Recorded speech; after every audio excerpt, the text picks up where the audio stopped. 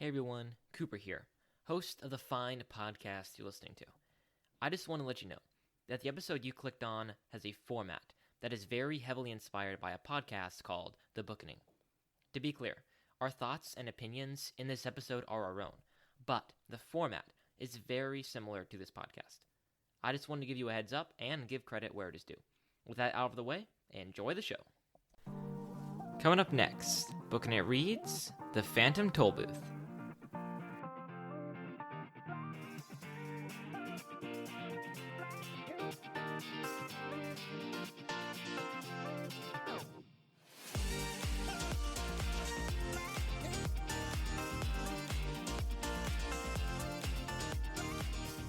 Hey everyone, and welcome back to Bookin' It. I'm of course your humble and eloquent host, Mr. Cooper Cobbs, and joining me today is my very good friend, Mr. Tanner Lewis. Howdy, folks. And today, I guess it's technically a bit of a surprise, but we are doing the Phantom Tollbooth because unlike last time we had a mishap that was Tanner's fault, it's my fault this time because I was reading the Phantom Tollbooth and trying to get it done and neglected to watch Beauty and the Beast for the screening, which was supposed to be what we were going to talk about, but I did not. So we're discussing Phantom Tollbooth, and Beauty and the Beast will be next week. But anyhow, we're discussing the Phantom Tollbooth today. And anything else that needs to be said, Tanner, before we just kind of dive in? Nope. Sounds pretty good. Okay. Well, what's your baggage with the Phantom Tollbooth? By the way, if you're just joining us for the very first time, baggage is the part of the show wherein all of us relate the history that we have with said book, kind of, what baggage we bring to the discussion of it, and anything that we feel is necessary to provide context to our thoughts. Yes, for sure. So, I think the first time that I read it was probably in my, what would have this been? It would probably have been my 6th grade year, so I was probably 10 or 11. Mm-hmm. Leading up into my 8th grade year. And so, yeah, I enjoyed it. I thought that it was fun the first time. Second time I read it, I'm like, oh, this is kind of interesting. Third time I read it, I'm like, I'm never picking up this book again. Okay, and why was that? Just the fact that, I don't know, it was interesting the first and second time, and then by the third time, I'm just like, yeah, these puns are no longer funny. These jokes no longer, the jokes are what hold the entire book together, and the second those are gone, right, it's no longer worthwhile. I mean, I can acknowledge, I think, forever that they're clever. I can read this again and say, oh, jumping to conclusions, that's funny. That's really funny. Or the idea of, I think the first time forever I realized that he was mocking the average of basically every household has 2.58 kids, and so what happens to that 0.58? Yes.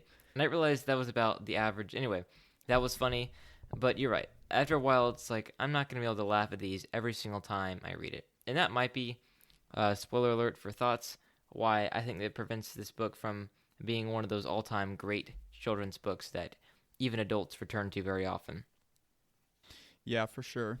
It just gets, I don't know, with the repetition of them, if you read it too often, like I did those first 3 times, that would have been with 3 times within 2 years. So reading it 3 times within 2 years was not, it ruined it for me. And I bet if I wait for another 2 or 3 years, it'll be funny again because I've forgotten most of them, but right. Nope. Never again. Right. Never again for right now. Yeah, and it's not bad, by the way. I think that I would encourage people to read it. I think it's a fun kids book. Yeah. Anyway, my baggage. I think I read it for the first time, kind of around the first time when you read it, 5th or 6th grade year, I think. I know the benchmark is me and Tanner had to both read this for school in 8th grade. So I know that it was a couple of years before that I first read Phantom Tollbooth. And I remember finding it funny. I remember appreciating it and kind of respecting it, but not necessarily personally claiming it as one of my all-time favorites. And that's kind of the attitude that I had when I read it for school. I was like, I respect this book. It's clever. I can understand why a lot of people do love it a lot, but this book is just not for me. At least not for me. Is in it's not gonna be my favorite book of all time. It's not gonna be a kid's book that I keep coming back to, unlike some others that we've done. And so that's kind of that was my response to it. And then I read it again for this podcast, and I was really excited to come to do this book again. I had been excited to do it really since the fall when I decided that we were going to read it. And I was really excited to kind of come to it with fresh eyes. And I think that my opinion is pretty much still the same. I don't think it's a top tier classic like Narnia, like Charlotte's Web, anything like that. I do think that it's clever. It has a lot that we can teach. I enjoy coming back to it as more of an older, more experienced human being, and appreciating the wisdom, the practical advice that he gives. But I think I still hold my same thoughts. I respect this book. I am not begrudging anybody who loves it at all. In fact, I encourage your love, but at the same time, it's not my personal favorite that I'm gonna, like you said, keep coming back to every year. Unlike something that I might do with The Hobbit or with Narnia every now and then, you know. So that's kind of my baggage and my, I guess, response to it this time. Yes. Any nuanced thoughts for us, Tanner, before we dive into specific conversation? I think that one thing that stood out to me this time was just the idea of fantasy basically encouraging more real life activity. So I think that ultimately this book is an entire metaphor. The Phantom Tollbooth is really the book itself. It's the journey to Fantasyland to escape from everyday troubles. You want to go along with Milo and Talk and the Humbug and save Rhyme and Reason and bring them back to the Kingdom of Wisdom and defeat the demons, the Mountains of Ignorance, and all that fun stuff. It's just a fun story with clever world building and clever little puns everywhere sprinkled in. And you just want to stay there forever. But then at the very end, you have to go home. And Milo remarks that it's only been an hour. Well, yeah, it only takes about an hour of straight reading, maybe a little bit more for me at least, to finish the book. But you have to go back to your house, and you can't really see them again because there's no sequel. But ultimately, the book provides you with an avenue to say, hey, the world outside is so real and so wondrous. Like the last line of the book, right? He says something like, I would love to go back, but I just don't know when I'm going to have time because there's so much to do here. And so I appreciate that with fantasy. I think that obviously one of the big draws of fantasy is escapism. The whole idea of escaping from this reality, going to another world, another completely realized, fully outlined world, and just living there with fun characters, with fun concepts, and just remaining there as long as possible. And that's obviously a draw of fantasy. That's why Tolkien works, because his world is so realized. That's why people love fantasy so much. But we can't allow fantasy to become why we live, or we can't just go back to fantasy and not want to face the troubles of everyday life. And I think that Phantom Tollbooth understands that. It understands that fantasy and reading and books are an escape, but they should be a means to an end to allow us to be better prepared to face reality and be more awakened to the wonder of reality. I think that reading good fantasy not only lets you escape into another cool world, but deposits you back into this world with an awakened sense of wonder, an awakened sense of wanting and a desire to live more fully and more really. So that was a pleasant surprise when reading this book again, was picking up on those themes and understanding that this author really understands. Milo is bored.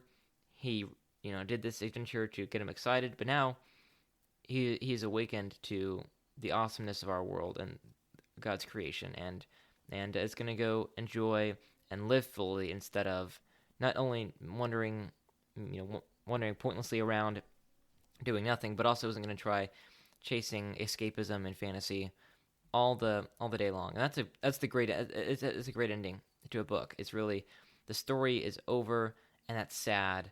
And you're not going to be able to really come back to it again. But you can go and live a life that is wonderful and gives glory to God, and takes pleasure in the little things as well.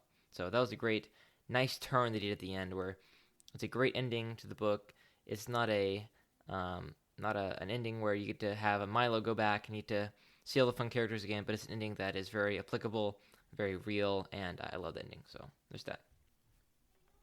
Yes. Yeah, I definitely agree with you about like fantasy being like a need for escapism sometimes. Like I know that I myself have at times been sucked into that, just the escapism factor. Trying my best. Yes. Like when it comes down to it, I definitely agree. Like the Phantom Tollbooth does a really good job of like encouraging you to like get back into the real world. Yeah. Yep, it does. Well, we've been kind of saying that we love Phantom Tollbooth. It's great. The jokes are funny. But it's kind of withheld from the ultimate pantheon of children's classics. So, Tanner, what makes it so? Why is it not the greatest of all time in children's literature? What prevents it from claiming the title of the top couple children's books that everyone should read? What prevents it from being like that? Those top books you said? Yes. I guess it's just it's just the fact that the jokes hold it together, right? I don't think that personally things that rely on like mechanisms like that so strongly, like this book, kind of turn me off when it comes to reading. I just don't feel, I don't know. It feels forced, and like the story shouldn't be there if it needs that kind of a mechanism in order to keep my interest, right? So whereas I agree with like the point that they're getting at the end, and I enjoy the story that they're trying to tell, I don't necessarily enjoy the crutch that they're using in order to hobble me along that dirt road. Yeah. And that's not to say that we don't enjoy those or anything like that at all. Yes, for sure. They're funny. They're clever. Point of view is a funny thing. The guy who is thick, thin, fat, tall, and midget all at the same time is really funny. It's always stuck with me. I think what Tanner's trying to say is the reason we go back to Narnia, the reason we go back to Charlotte's Web, The Hobbit, is it's a more complete overall full story. Narnia, it's about the stories, it's about the way in which they're told. Same thing for The Hobbit. Charlotte's Web is just a delightfully written children's book. And Phantom Tollbooth, it does rely a lot on its conceit of kind of, just the whole conceit of jokes and wit and things becoming reality and in the Kingdom of Wisdom. And that's a ton of fun. It's a lot of fun. But on repeat readings, it can, wear down a little bit. And so I think that Narnia and Charlotte's Web and The Hobbit just have everlasting qualities that make them great anytime you reread them. Whereas Phantom Tollbooth, just because of, like you said, it really no major fault of its own, can just wear a little bit. So yeah. Anyways, y'all now know what I feel about crutches in writing. It's not a fun. It's a crutch. I'm not denying that it's a good. Yeah, a good method. A good crutch. Good method. Yeah. And they're funny. So I definitely enjoy them. They're good at they're a good crutch. My favorite is they're the 5, what are they called? I'm trying to figure it out right now. The basically 5 kind of members of the cabinet of King Azaz the Unabridged. That's a funny name. The Duke of Definition, the Minister of Meaning, the Earl of Essence, the Count of Connotation, the Undersecretary of Understanding, that kind of thing. The Undersecretary of Understanding is my favorite. Yes. I had to wonder when reading this, like, did the guy have a thesaurus open to him to make this easier? Because if he did not, what an exceptional. Oh, I know, right? You just want him to be feat of genius. Yeah, you just want him to like take a photo and send it to you and just be like, "Yo, no thesaurus." I know, right? It's pretty insane. Yeah, it was definitely very good. What do you think about old Milo, main character? Oh, admirable, very relatable. He's the Eustace of this book. Yep. Yes, my favorite part that Milo had to play in this book is when he's with the King of Numbers. The name is slipping me right now. What? The math magician. The math magician. Yes. And when he says, wait, so you guys agreed to disagree, and therefore you agreed on something? Oh, right. And I'm just like, oh, no.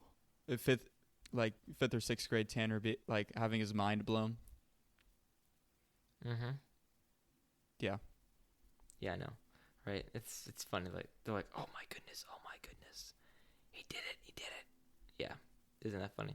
It's just hilarious. Okay. Milo's great. He's a fun side character. I'm a fun main character. He's a little bland, but he's supposed to be. I'm not complaining at all. And like you said, he has a good transition. So, he works perfectly fine. Especially when this book was written in the 50s, 60s. Wait, seriously? Oh, 61. Yeah. I did not know this. 61. Oh, yeah. I thought this was like late 70s, early 80s. From like the way it was written. Nope. 61. So this is almost as old as Narnia is. Dang, that's crazy. I know. I'd always thought of this as like a more modern book. Yeah, I kind of positioned it in the 70s or 60s, I think. But yeah. Intriguing. Yep. Well, I will say, Talk is my favorite character. Oh, for sure. He's most He deserves lovable. to be. He's the best. The humbug He's like excellent. turns into your favorite character eventually, but Oh, yeah. I mean, here's the thing. The humbug, I kept trying to be like, why? I'm supposed to like him. I get he's like a lovable fool, but like, what really reason do I have to like him? Like Puddleglum, you at least have that awesome cathartic moment at the end, the payoff to his cynicism. with Right. arguably even the him best before metaphor in that- the world, but in literature, just period. Right. But you know, True. But also, he's lovable even before that. And the humbug is just, I don't know. People love him a lot. I like him too. But I don't understand why he's like everybody's favorite personally. What do you see in the humbug, Tanner? I don't know. Just I feel like his cynicism like kind of lines up with me in some aspects. Like you no doubt know, Cooper, that I am not a cynic at heart, but Nope. I do a pretty good job at hiding that I am a cynic. In most things. But like I feel like that connection just kind of hits with me a little bit. Like those kinds of characters that just don't believe anything that they see and have to have proof. Like I don't know. Those are interesting to me, and like they seem like very down to earth people. It's the family that I live in but have a hard time connecting to, if that makes sense. But also, the humbug is dumb and you're not. So Yes. That's true. keep saying 17 to the answer to every math problem. 17 is the answer to every math problem, Cooper. Today I solved the math problem and I was like, it can't be this answer. But then I was like, okay. And I put it in and it was correct. It was 1. The answer was 1. And I was like, surely when in 11th grade pre-calculus, the answer is not going to be 1 to this complicated problem. But it was. So, if Yes. 17 is a very viable answer. Very viable. All right, Tanner. Well, how do you feel about the quality of the writing here? I think that the quality is pretty good. I think that he's very clever with his writing. I like I think he's very good at using words to describe how people say things. Yes. Not just with exclaim or rejoice or whatever, but like Milo said, sadly and softly. And I'm not a huge fan of said, blink, ly word, but he does a great job of kind of, I noticed that a couple times, adding a lot of personality and character. Yeah, he's to very the way people say things. Yeah, his it feels like our IEW classes that we used to take. Like, said is a banned word, Cooper. Right, but he does it in such a fun way. I that know. He's like rejoicing why- and not using it, except other people like solemnly don't use it, and it's like, no, don't be solemn about it. You're not using the easiest word. But he knows that he's not, and it's funny. Yes, it was very, very interesting.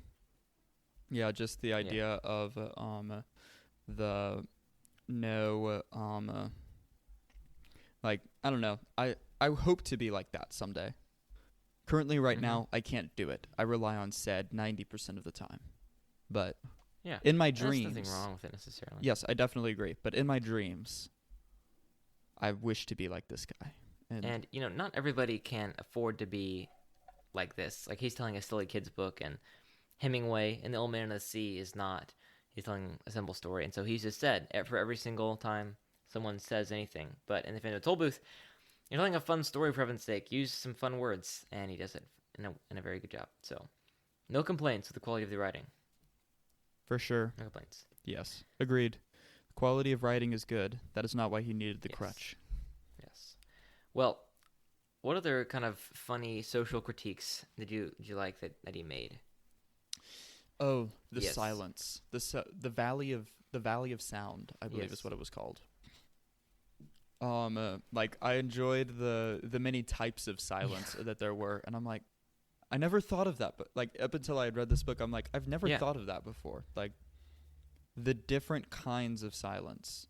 I know that other people have thought of it, and 6th, 7th grade Tanner is not the brightest kid in the world, as Cooper will attest. But just to like the different kinds of silence. But I enjoyed another one of my favorite parts of Milo. Like one of his favorite things that he said, the fact that like those sounds are like the silence afterwards is meaningless, and if there's no sound before it, right? Like just in the fact that like the silence of God right now, like in our day and age, not necessarily silence, right? It's a terrible word to use, but just the silence of God moving towards the second coming of Christ. Just that like that silence means something because he's already spoken. Right. He's given us a command to fulfill, and we are to fulfill it. Yeah.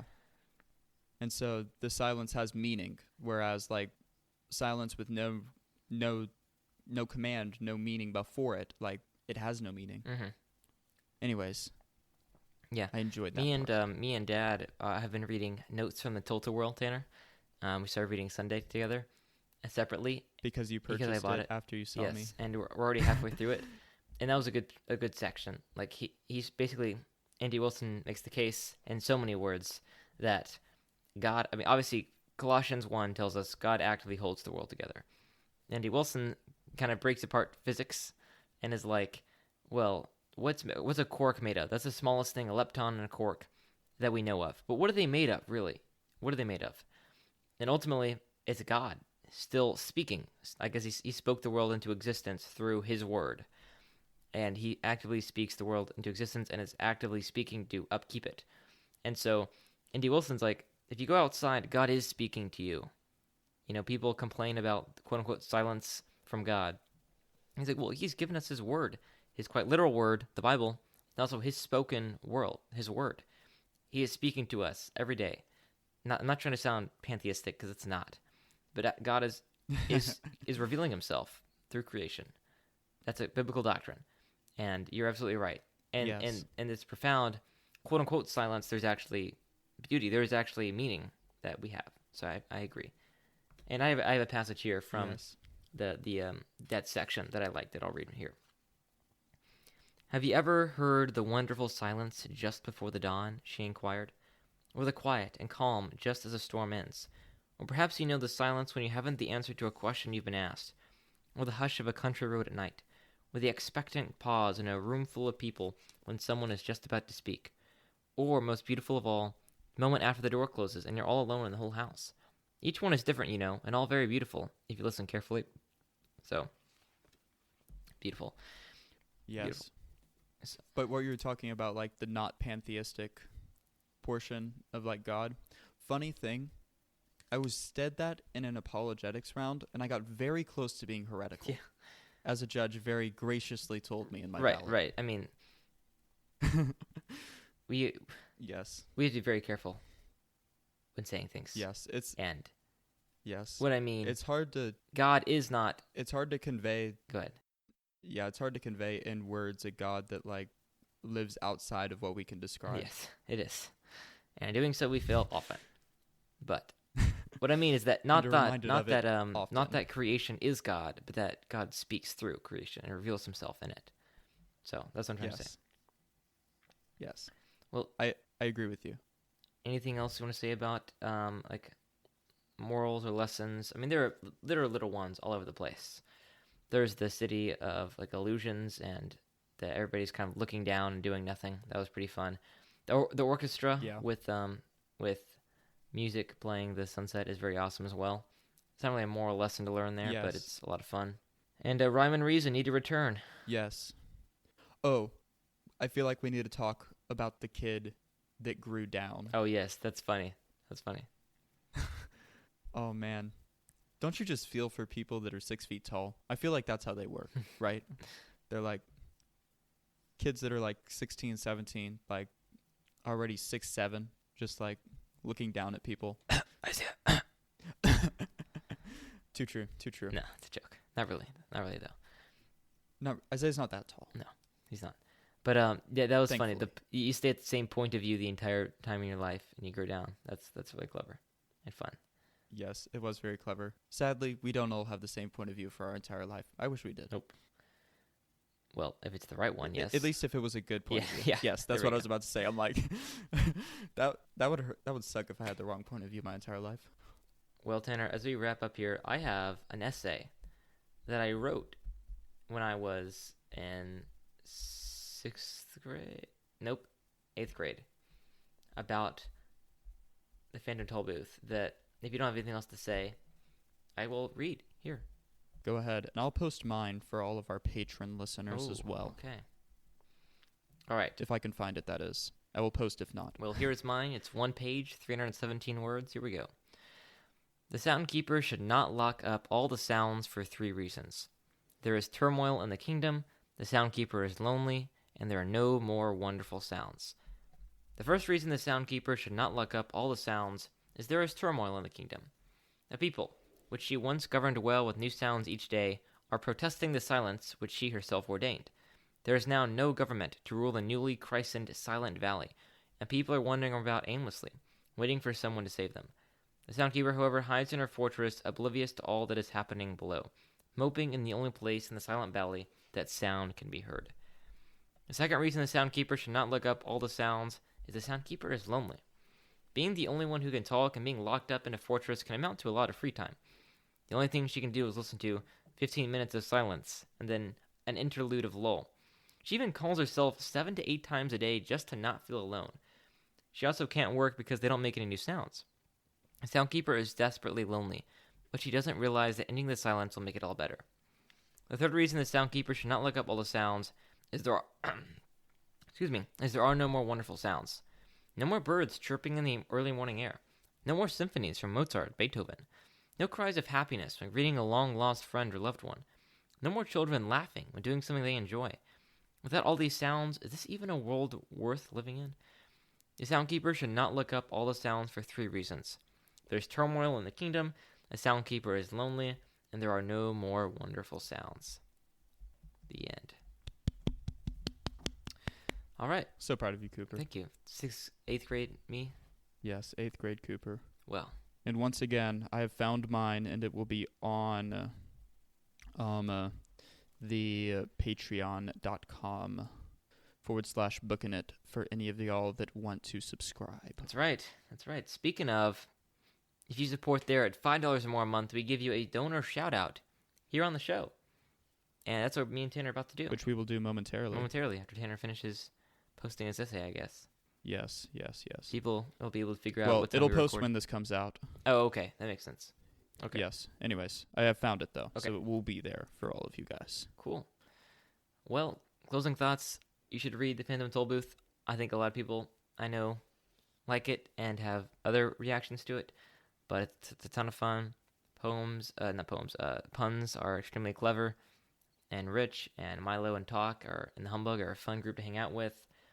It's a fun story, epic, and but not quite the top pantheon of kids' books. But that does not mean that it's not good, because it is. I'm trying to stall here, Tanner. You ready? I'm ready. Okay. I say the patron, and then there's really enough puns to find something clever to say from the book for each one of these. Do you have the book in front of you? I do not have the book in front of me. Let's see here. Sadness. Here, I'll go ahead and say the patron's name, and you can say the pun. Okay, well, hang on. We'll switch it up. Actually, you know what? Let me pull up my There's notes. there's like a list of demons at the end. No, I mean, the demons here are different than the demons in our world, but let me see if I can find the list. and then I'll give one to everyone. Okay. I've got our list up now, so whenever you are ready. Okay, go ahead. Nana. All right, Nana, you will be the triple demon of compromise. Okay, Van Pappy and Wayla. The horrible hopping hindsight. Isaiah's grandparents. The gorgons of hate and malice. Mr. Mike and Miss Laura. The overbearing know-it-all. Anna. The gross exaggeration. Emily. The threadbare excuse. Becky. The gelatinous giant. Lizzie. The ugly dilemma. And Keenan. The den. Beautiful, beautiful. Beautiful. Yeah, I am sure that our patrons Thank you, love being patrons. called names of annoying creatures from this world. Anyway, we will see you guys on the screening next Monday with Beauty and the Beast. Isn't that awesome?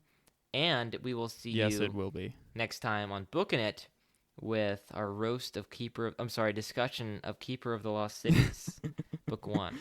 Oh, man. I have 2 weeks to read it. They might be the same thing, Cooper. Yeah, I know. That could was be the joke, the same Tanner. thing. That was the joke.